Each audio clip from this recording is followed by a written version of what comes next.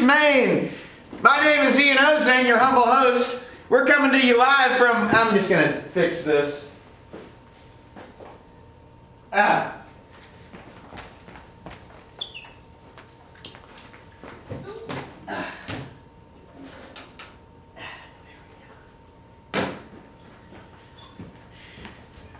Ladies and gentlemen, boys and girls, Ian Ozane is lame and late, and so he sent me to start his show.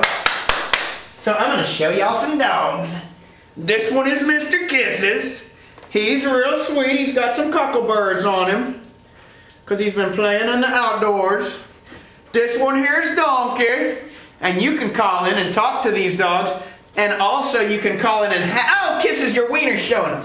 You can call in and have Donkey if you can prove that you're a sweet person, because he needs him a home.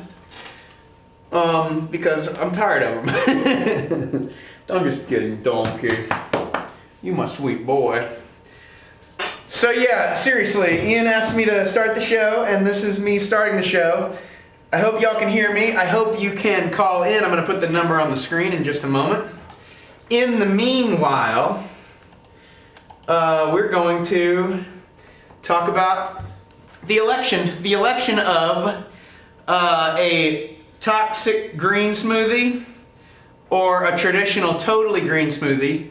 We elected for the detox smoothie because detox, it's good stuff. Okay, this is already as interesting as Ian's show, which is saying nothing at all. Okay, now we're gonna put the phone number. Oh, that doesn't even work. Yeah, I'm sorry, y'all. I blame Ian, though. 5 minutes into the show, I have nothing to talk about. Me and Paul didn't do our show today. Or Paul and I didn't do our show. You know, the trouble is you could call in, but I don't even have the phone in here yet. So I'm going to go grab the phone. I'm going to put this little slug up so that you remember.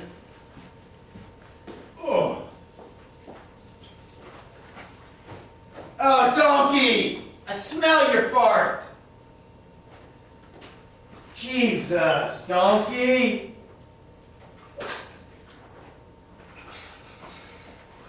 Yeah.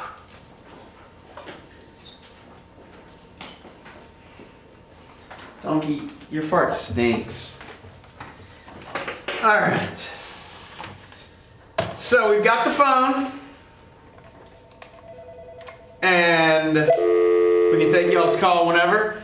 So what should we talk about today, people? Should we talk about our war for the greater Middle East and all of its ill conceit? My ugly shorts, my friend, if he is here, says. Yeah, tell me, are these shorts ugly? Can you see my balls? You can see Donkey's balls. Look, come here, Donkey. Donkey needs to get his balls chopped off. Aww. That's why we don't teach him much English. So we don't know when we're talking about removing his marbles. Hey, I think I hear Ian. After thoroughly ruining his show, Mr. Kisses, you got so many cockleburs on you. I really hope this is being recorded for posterior. Posterior, you get it? That's a posterior of a tooth. Mr. Kisses. Kisses and Donk, two of a kind, huh? Oh God, Kisses! He sneezed on me. Well, so why can we show dogs' penises on TV but not human penises? That's what I want to know. That's a penis, that's a penis. That is a penis. Wiggly, wiggly, wiggly. Good work, Kisses. Challenging social norms on television. Ian is going to regret giving me this soapbox. So what's the deal with the clathrate gun? Anyone ever heard of that? Okay. Some environmental scientists theorize that as the Earth warms a small amount, the permafrost will be melting as it is. There's a giant fire in Siberia that's been raging for weeks.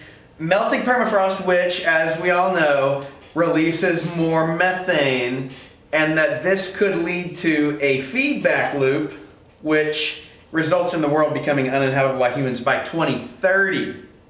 No, that's not the 100-year, maybe a couple of degree rise that most folks concerned with global warming are concerned about. This is an uninhabitable Earth in 15 years. What y'all think about that? Go ahead, call in, let us know. We got no calls.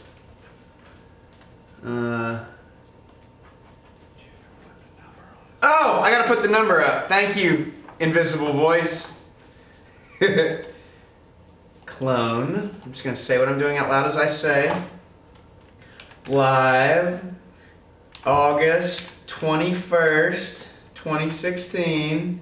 And the phone number is 366-8951. Give us a call. Does that even look like a thing? I'm gonna change that a little bit. So what if this kind of a show were better? What would happen on it? What would we be talking about if this show were worthwhile? Perhaps we could do some Trivial Pursuit. Maybe we could play some Sports Jeopardy. That would be fun. What about if we played Call Ian Ozan and ask him how far away he is? Except I lost my phone, so. Kisses, you got anything to add? Ian, seriously, I know you're not watching, but man, you messed up, buddy. Hey, we got a call. Go ahead, caller. Are you calling by mistake?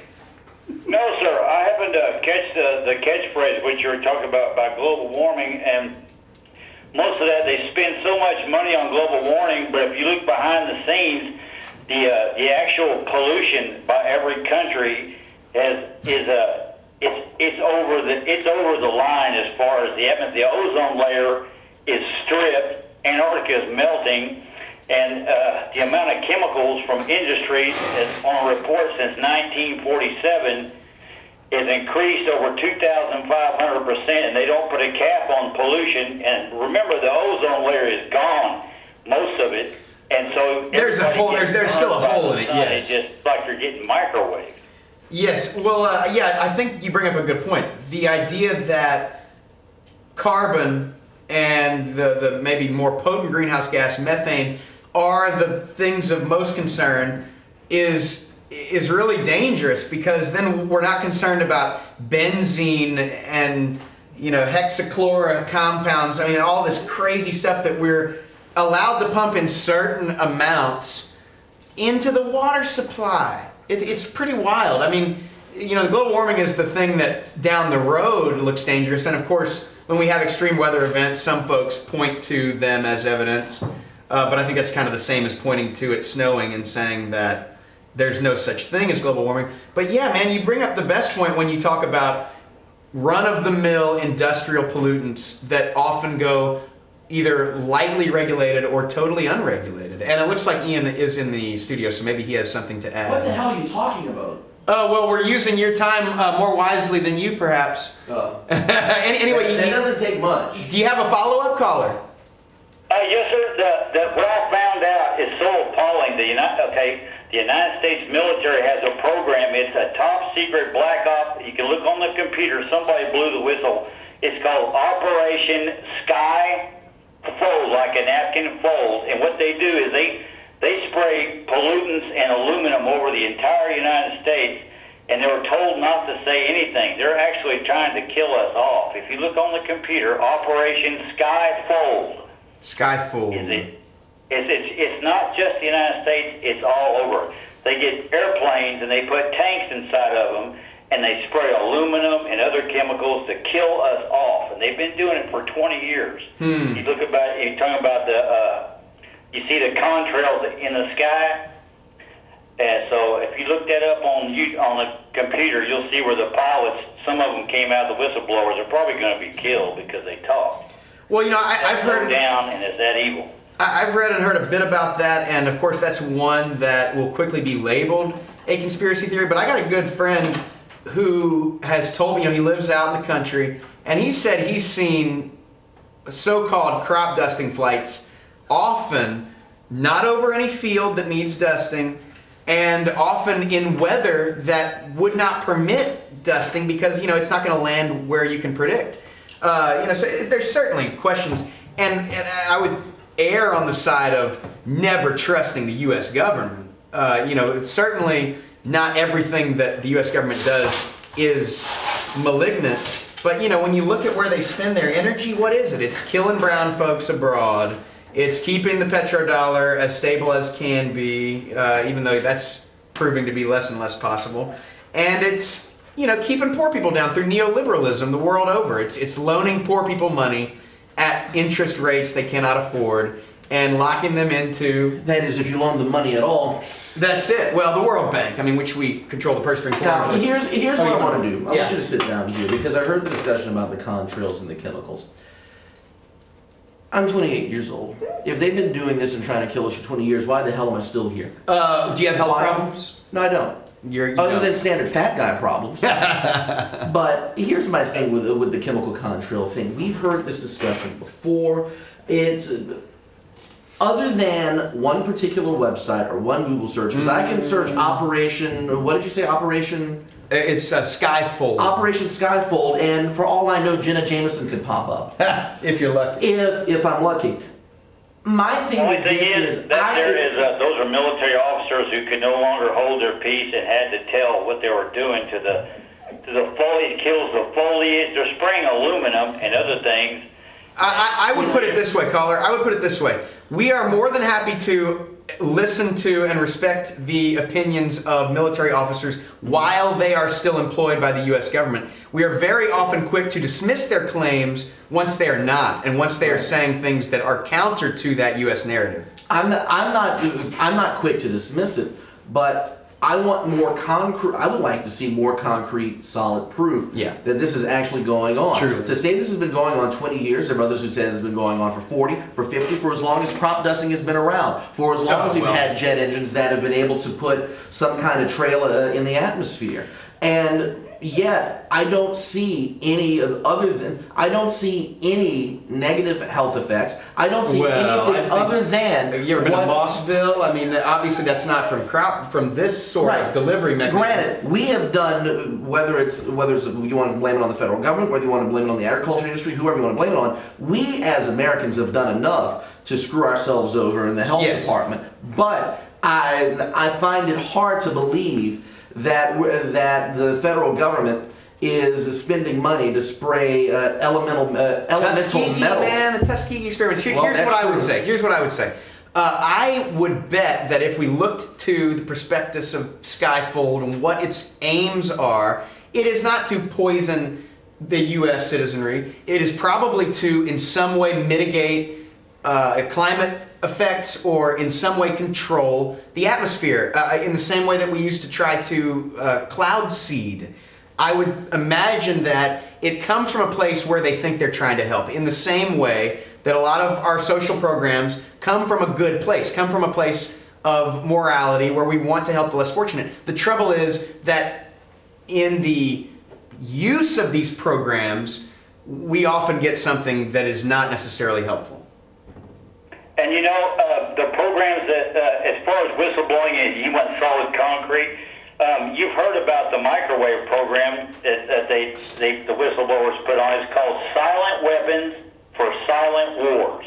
All the microwave towers they put out, they're frying people pretty bad. You can look it up. That's a NASA program that was not supposed to be made to our knowledge. Microwaves. I know they have those heat guns that they use on crowd control vehicles that can melt your skin from 100 feet away. I mean, this is in the U.S. arsenal, but I don't know about microwaves on satellites. Well, sir, look it up. It's called Silent Weapons for Silent Wars, CIA. There's 236,000 entries for that. Silent Weapons for Silent Wars. Interesting. Well, we don't want to speak too much to something that we may disagree with and don't know exactly the true natures of. But maybe, hey man, you know what? Call me in Paul's show next week, because I'll totally look into this, and I'm curious to see what I find and how much of it is maybe double speak and how much of it is truth. Yeah, I researched that for 5 years. I did tell some prominent people about the fluoride treatment in the water since 1947. They said that is a bad thing. Well, and that's not a federal thing. That's municipal. And some places have it, some places don't. Lafayette doesn't. Some places in Lafayette doesn't? Lafayette does not fluoridate. I thought it did. No, we don't fluoridate. And I don't. That's another one where I don't think the aim is to create zombies. I think the aim is to create better dental health. The trouble is that the more evidence comes in, the more it shows that when you do I don't know what the compound is exactly, but it's an aluminum fluoride compound, and it does get past the blood-brain barrier. The stuff that we use in most places to fluoridate water is the cheap way to get fluoride, which is scraping cat crackers. You scrape these catalytic. Oh, yeah. I thought you were plants. talking about something else. You scrape these things. You can get fluoride out. You treat it. You use it to put into the water supply, but it is bad for humans. It might be good for your teeth, but we probably should not fluoridate in that way. In fact, if we're going to spend money, how about we spend money giving poor people dental supplies? There you go. Anyway, it's I think, like a lot of these things, I don't see it as this conspiratorial-minded malignancy as much as it is cheap ways to try and put a Band-Aid on things, trying to help, but maybe not trying to help as much as we could. And so you end up with these negative consequences. The implications they have online is something I didn't understand. It's on YouTube about the Cargill company. The Cargill company has been dumping hydrofluoric acid in our water, saying it's going to make fluoride just so they could save money. Hydrofluoric acid, I believe that, dude. Yeah, I believe that, and it won't. But it will. I appreciate you, fellas. I'll call you next week. I appreciate your time and your show. Yeah, I enjoy what you have to say, man. Give me and Paul a call next Sunday at 5. Very interesting. Thank you. Okay, buddy. Bye-bye. Yeah, I'm going to take over your show, man. I want to come back to that with the fluoride thing. Yes. There are other studies that say that that the fluoridation programs in some cities doesn't harm people, that it's actually benefited. Well, and some places use the more expensive fluoride. Right. And here's the thing: you can find studies with regards to with the fluoride study to say positive and negative. I don't think that's true. Even in 70 years, there's still at this point, there's still no concrete evidence that it works, but yet there's no concrete evidence that it's harmful. I think there is evidence that it does help tooth health. Right, there's that fluoride does help tooth health, but the fluoridation programs there's no concrete evidence one way or the other whether it harms. I have not gone past the Wikipedia page. Right. On the Wikipedia page, there is certainly evidence that and of course, it was on the type Wikipedia, of Florida. It's true. Well, I mean, come on. The people that say to not trust Wikipedia are the people that read Facebook posts and take them as as gospel. But the only thing that I was going to add as an analog is that when you add chlorine to water, as we do, as a lot of municipalities do with a little that are a little more better off. Mm-hmm. Well, hey man, you got to clean the water some way, and chlorine, you don't want to be drinking too much of it because breathing would be different. Drink too much of it, just because it's unpalatable, but it's not harmful to take in. It just might cause you some gas or something on the way out. But cheaper townships, municipalities, well, true.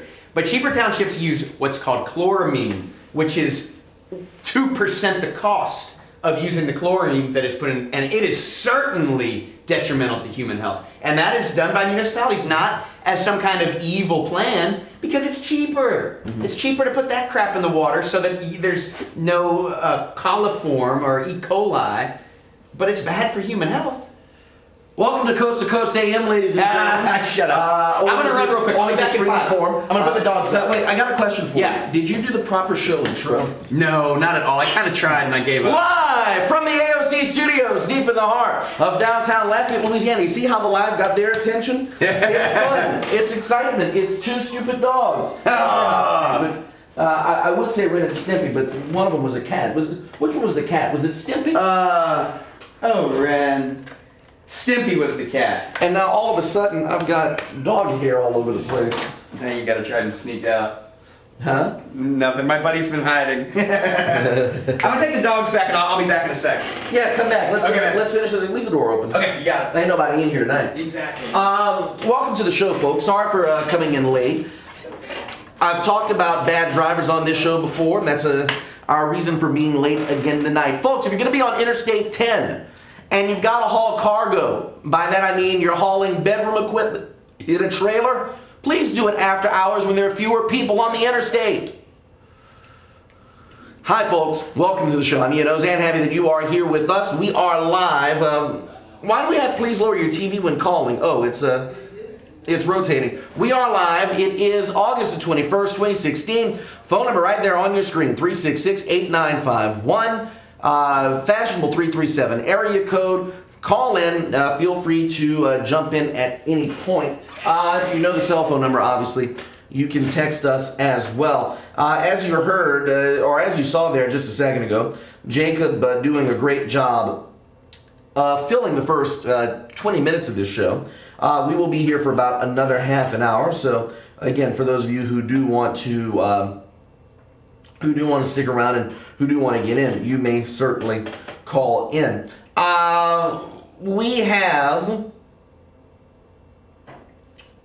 We do need to pick up where we left off last week with the flooding discussion. I know last week I talked about preparation and things like that. This week, I've got to praise the folks here in South Louisiana, the people here in Acadiana, the people out in the Baton Rouge area, and from everywhere else who've come in to lend a helping hand. This week was how can I describe it? I'm trying to think of the right way to describe it. This week was South Louisiana's best on display. People talk about the Southern hospitality. People talk about the willingness to lend a helping hand, the kindness of people in this part of the world, and you could not ignore it this week here in South Louisiana. And of course, the Red Cross and the other national groups came in, but if you look at the high school athletic teams that went to neighborhoods from St. Thomas More to Como to Lafayette to Ascension Episcopal, and I'm sure I'm missing a few in there somewhere, to the various church groups, to the various ad hoc organizations that got together on a whim to cook food, to gut houses, to discard rubble. People came together in a way that we've not seen here in a long time, possibly since Hurricane Lily back in 2002. The people down here in South Louisiana gave of themselves and gave themselves to each other to make sure the recovery effort could go as smoothly as it has.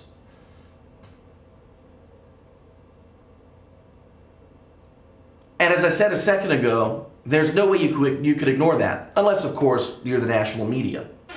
And I'm usually the first one to stick up for the national media. I'm usually the first one to say that, no, there's not a narrative. No, there's no agenda. No, there's this. I can't defend the national media on this one. They screwed the pooch big time on this story. I know you have the Olympics going on. I know there's a presidential campaign going on. But for Christ's sake, you've got a humanitarian issue going on in the southern United States. It should be your lead story.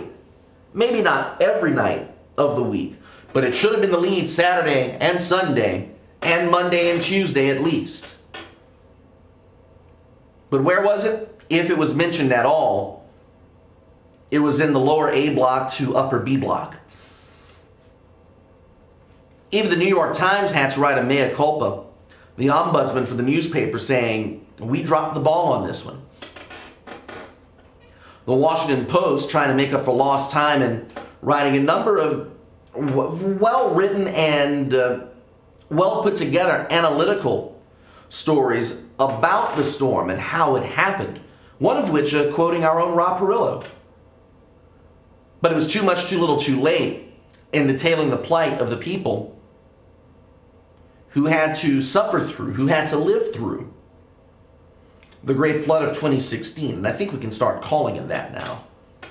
while it may not have been on par with 1927, it sure as hell will be a flood that will go down in the history books and one that'll be remembered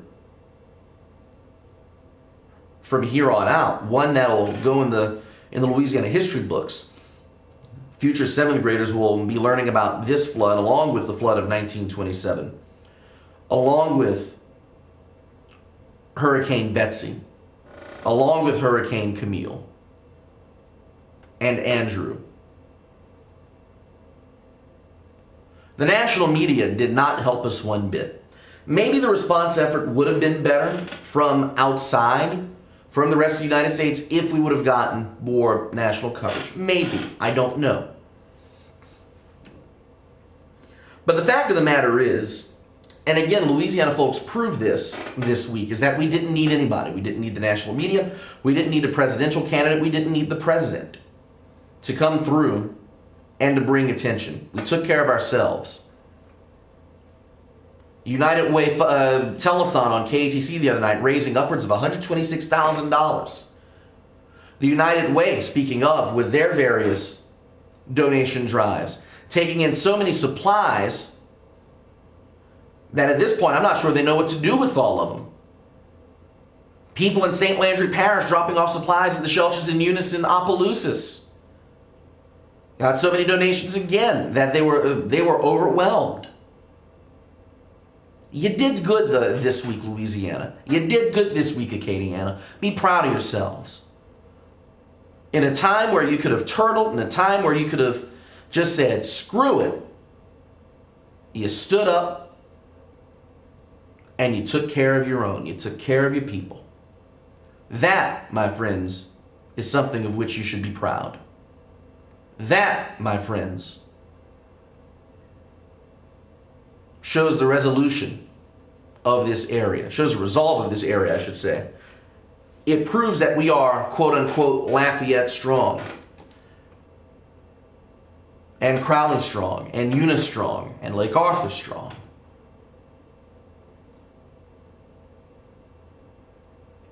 You people, you here in Acadiana, have much to be thankful for and much to be proud of. And I know there are a lot of people out there right now who are still gutting their homes, who are still getting mold out, who are still tearing sheetrock out of walls. But just remember, those of you who are still battling, help is on the way. Even if you haven't seen it yet, I guarantee you, in the next couple of weeks, there will still be folks going neighborhood to neighborhood helping out, and folks cooking for those of you who are still working.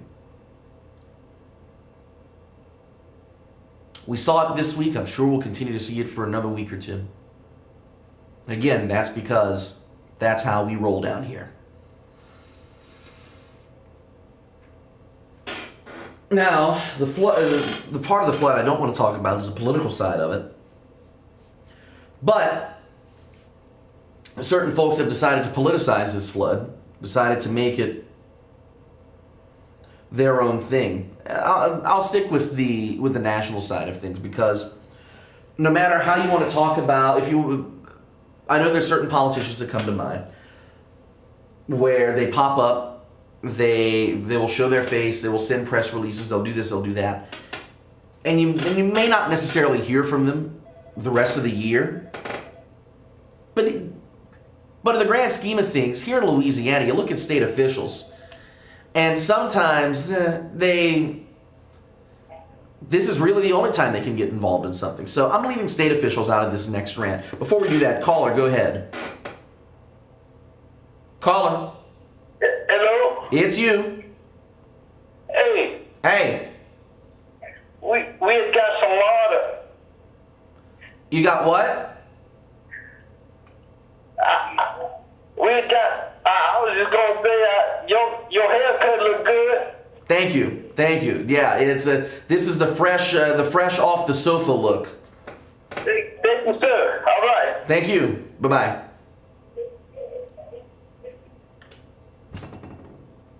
I know my head. I know I didn't comb my hair before coming in today, but damn, you have to go and put me on blast like that? Wow, that hurts.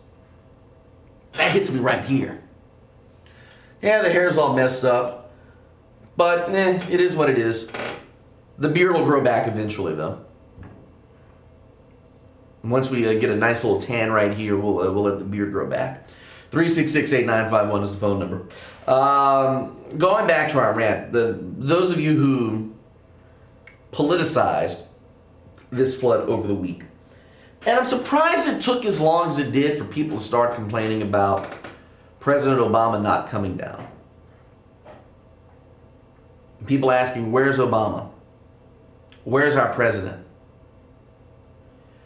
The fact of the matter is, and I said this even before John Bell Edwards said it on TV early last week, because if I remember right, it was last Saturday or Sunday morning on a certain TV station's Facebook page, people were asking, where's Obama? Where's the president? Where is he? Why is he not here yet?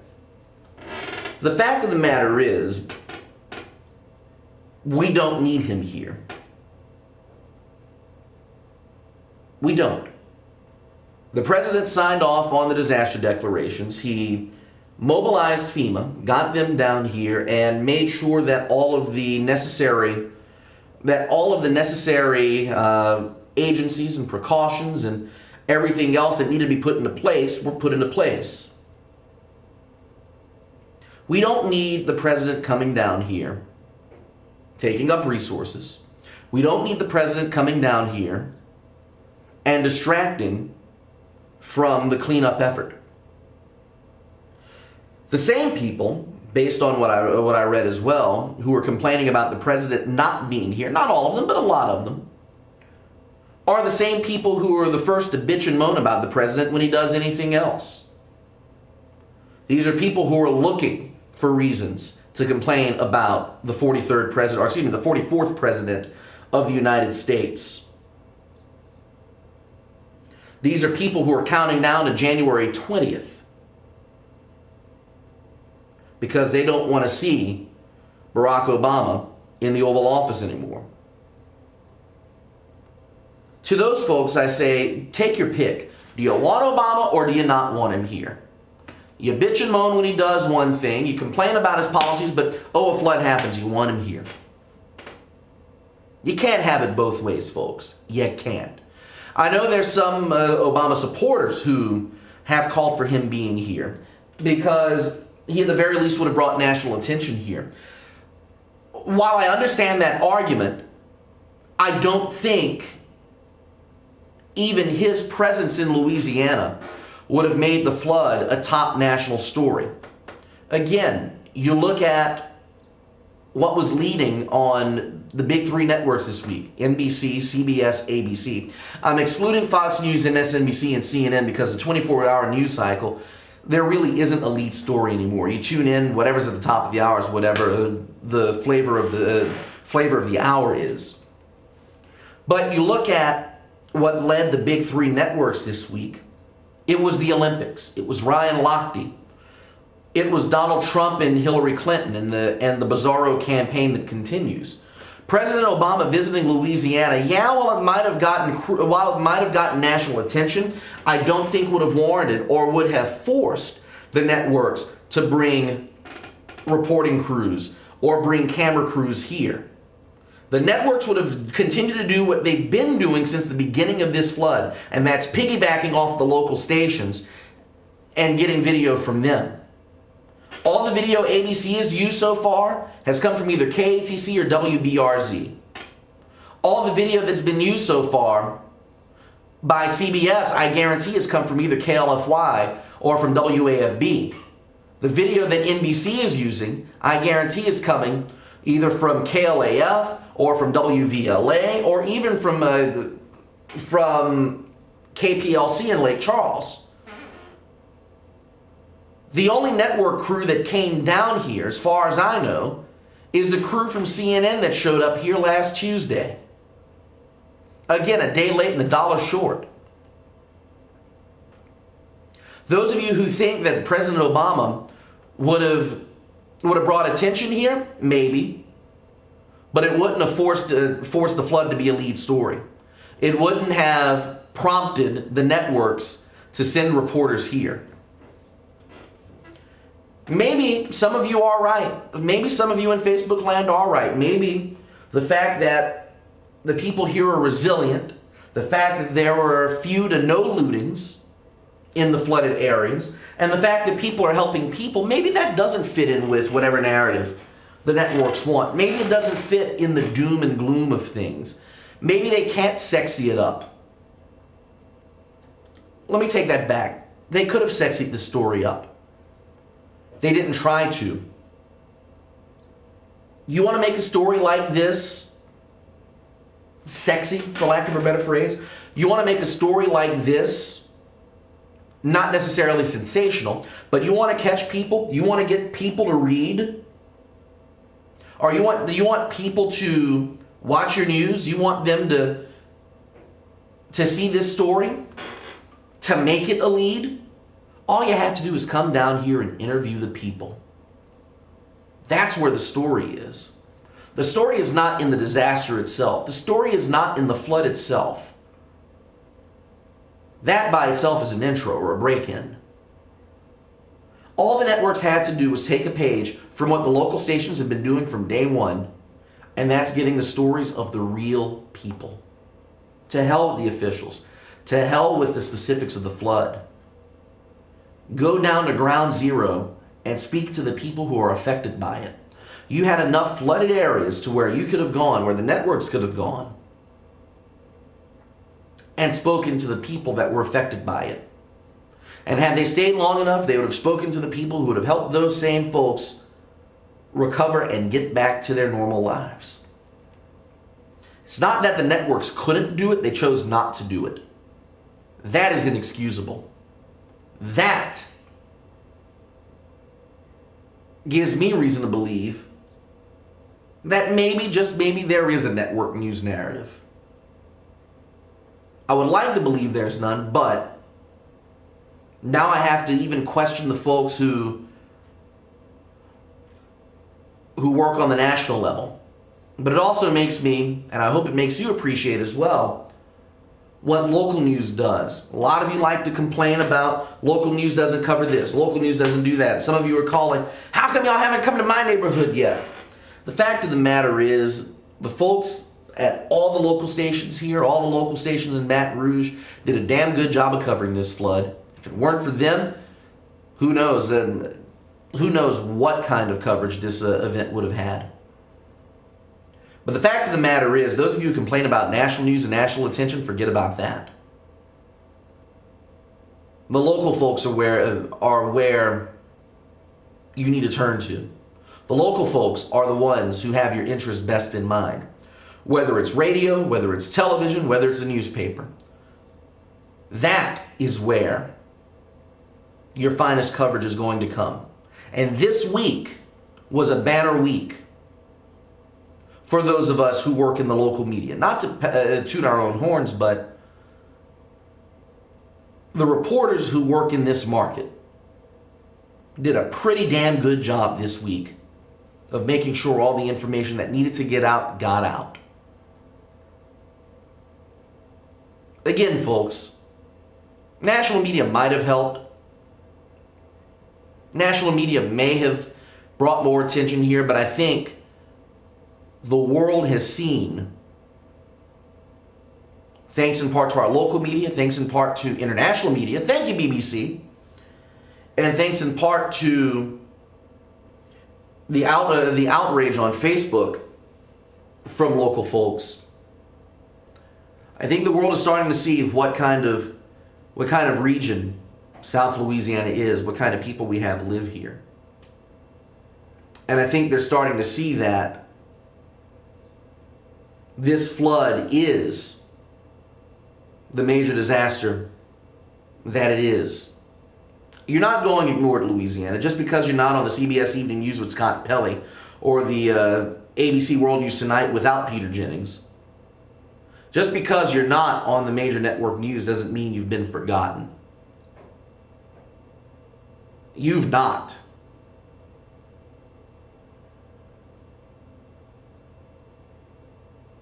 quite frankly, even if they did forget, screw them. You don't need them. Going back to the original point, though, about the president coming here, bringing media attention. You didn't need him. You don't need him here. I'm glad Governor John Bel Edwards stood up and said it. And then Donald Trump shows up, which, you know, if a presidential candidate wants to come down here and truly and genuinely help out, I've got no problem with that. Same thing with President Obama. If he wanted to come here and essentially pull a Jimmy Carter, by that I mean pull sheetrock out of walls, help clean out homes, help volunteer at a shelter for a full day, that's fine. But what Donald Trump did is rather inexcusable. You come in for all of 3 hours. You spend a half an hour at a shelter in Baton Rouge. You hand out goods for exactly 49 seconds before going out the back door and heading back to your jet.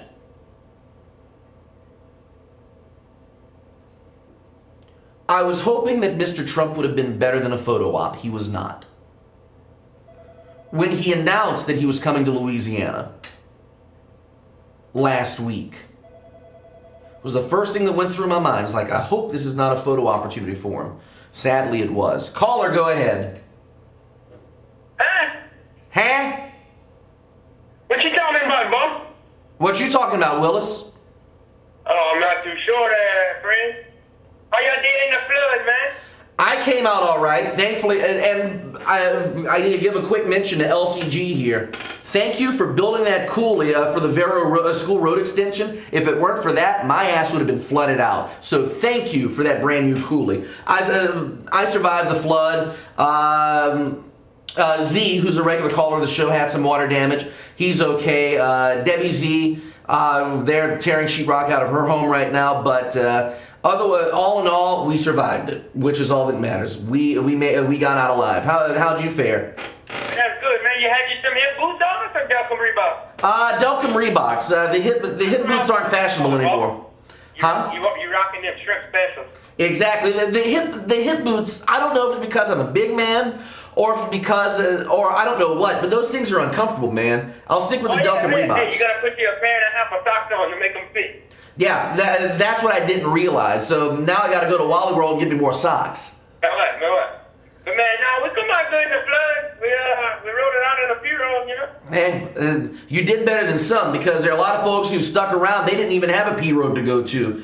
Now, granted, I know a couple people who tried doing their best Michael Phelps impersonation, but they couldn't swim, so they had to wait. I seen people passing by around with trash cans. Trash cans? Oh yeah, and it didn't know float. Yeah, you're right about it. Now, I got a question. Were they straddling the trash can, or were they doing like barrel rolling? Oh no, they were sitting on top. Okay. So They had on the back of the paddle. So where are you calling from? Youngsville, Erat, Delcom? I'm calling from the crawfish pond. Oh, you're calling from the crawfish pond. Okay, I got you. I didn't realize I could catch AOC in the crawfish pond. That's out there by Maurice, man. Okay. So speaking of Maurice, how y'all guys doing right now? Is the water finally completely gone, or is there still patches? Oh man, I don't see nothing that's dry. Just the grass is tall. Well, if all you got to worry about is tall grass, you okay? Oh yeah, but you can't cut it now. Some big goddamn ground so damn wet. Yeah, and you got to worry about snakes now too. All right, man. I gotta go. Bye. All right, later. Calling from the crawfish pond in Maurice. I think this is the first time we've ever gotten a phone call from the crawfish pond in Maurice. 366-8951 is the phone number for those of you who do want to get in. Community Defender will be coming up next right here on the Acadiana Open channel. Voices of African Americans will be coming up later on tonight as well. SummerSlam is on right now. I have no idea what's going on, but we'll be going home and checking that out in just a little bit. Bert Grace is watching. He chimes in via Facebook Messenger. Let's see. He sends a message saying, the great song, very appropriate for a time like this, Huey Lewis and the News Small World, from, that is what, 1988? If I'm not mistaken, Stan Getz played saxophone on that track. That's a very good call, Bert. That was their final. Was Small World a #1 hit for them? Let's see. Let's go ahead and check on Wikipedia, because as we mentioned earlier, if it's on Wikipedia, it must be true. Small World was the name of the song. The album was also called Small World. By the way, not to be confused with It's a Small World from Disney. Let's see. Small World Part 1 was released as a single. Let's see. Let's take a look at the charts. Perfect World was #3. Small World Part 1 did not hit #1. It hit number 25 on the Billboard Hot 100, number 19 on the AC charts, number 28 on the album rock charts. Perfect World, which was a single before, was their final top 10 hit. Number 3 on the Hot 100, number 5 on the Rock Tracks chart, number 2 Adult Contemporary. And again, Stan Getz performed. Was Stan Getz on Small World Part 2? That might have been it. Let's see. Additional personnel. Yeah, Stan Getz, tenor saxophone. Stan Getz died not too long after that. Only about 3 years later. Let's see. Career. Yeah, played the extended solo on Part 2 of the title track, which became a minor hit single. There you go. And Stan Getz passed away of cancer 3 years after the Small World album was released. There you go. There's your Today in Music History for those of you keeping score at home. Hey, Jacob. Yep. You coming back? I'm not back. I'm forward, baby. Hey. What's up? What are y'all doing? Hunting Pokemon? What are we doing? You're doing the same show I was doing before you got here. You didn't bring a list or something to talk about? I told you I had business to attend to earlier today. Now you business. Now you bring your lavalier microphone. Not for you. Hey, Ash, while we got you here. Hello, we'll do an impromptu. You can still check. For those of you who are familiar with the Tundama News series, this is the guy behind it. Hi, Katie Anna. You got a brand new special flood edition of Tundama News out right now, correct? Yeah, I did make one for the storm, yeah. And there is a Rob Perillo reference, for those of you wondering. So you've got the Tundama News special edition out right now. When can we expect more in the regular series, or is it kind of done now? When something happens of note, of interest to me, that just makes me break down and make another Tundama News, which happens monthly, I'll do it. Now, I've got to ask, because, and of course, Rob is already a local pop culture icon. Have you heard from Rob Perillo himself about the use of, about him being a character in Tundama News, or almost as a supporting character? Have you heard from him at all? I mean, there hasn't been like a direct conversation like that, but I mean, he's always been gracious about, his actual voiceover. He was very gracious about that. That's true. I forgot he did provide a voiceover. I mean, it's just that the Cajuns mentioned the weather, and the big weatherman's going to be synonymous with the weather, so it's... I'm waiting for the Dick Farrow versus Rob Perillo battle. It happens in meme form a lot. Yeah. That's right. There was a Maria Placier Dick Farrow meme not too long ago with the late Jim Olivier, bless his soul. Oh, my cousin. Really? Uh-huh. I didn't know that. I'm an Olivier from Church Point. That's true. Jim is from out that area, Sunset Church Point area. Abbeville, I think, or something like that. I mean, yeah, something like that. Yeah, something like that. I mean, not Abbeville, Kaplan, I mean, what is that town? Carencro? Carencro, Sunset, Church Point, Grand Coteau. I'm having a mental block. There's a Rain. Rain. There you go. Yeah. Rain. There you go. I think he's from around the Rain area, if I'm not mistaken. Yeah. It's hard to believe he's been gone now for it's been almost 10 years now that he passed away. Yeah. But Jim Olivier popped up in meme form the other day. So what other projects are you working on right now, other than Tundama News? What else you got going on? I do my infomercial, Cajun infomercial parodies. That's right. And I released one yesterday, Flex Seal, and I made that in tribute to the Cajun Navy, and it's doing it's probably the best video, most well-received video I've ever made. How view-wise today? Because I saw it this morning on Facebook. I didn't get a chance to look at it, but views-wise, how many people have, or how many views do you have right now? That video's gotten 20,000 views since 1 o'clock yesterday. Wow. Yeah, since lunch yesterday. So that's huge. I mean, that all. I hear a phone. That's unprecedented for my videos. I thought it was going nuts. I was hearing a phone ring. So you've got that. You've got the Cajun parodies. You've got Tundama News. Anything else in the works? Anything else we might be able to expect? I mean, I plan to continue doing Couillon Quest. I have a show that I film here at AOC Studios called Dice, Dorks, and Dungeons, where we play Dungeons and Dragons, or something very much like it. And so it's sort of like the show we did where we just played Trivial Pursuit. Y'all are just on camera playing Dungeons and Dragons. Yeah, but it's more improv comedy because I have comedians and local celebrities come and play Dungeons and Dragons instead of my nerd friends. Now, I've got to ask you, are you now the keeper of the gate of the Lafayette Famous brand? It seems like whenever, between Sunday News and everything else, if you've been featured, or if someone's been featured in one of your pieces of work, it seems like they have crossed the threshold to become Lafayette Famous. Wow. I'm not even thinking that. I'm not even that far. You're way beyond me. Well, it seems like that. It's like, it seems as if DJ Digital has been in some of your stuff. You've got Rob Perillo, and you've referenced God knows how many other local icons, for lack of a better phrase. It seems that your work is now the keeper of the gate of what it means to be Lafayette Famous. That's fair to say. I mean, that's fair. I don't know if I don't think it's intentional, or you know what I mean, any of that. But that's a totally fair statement. Yeah.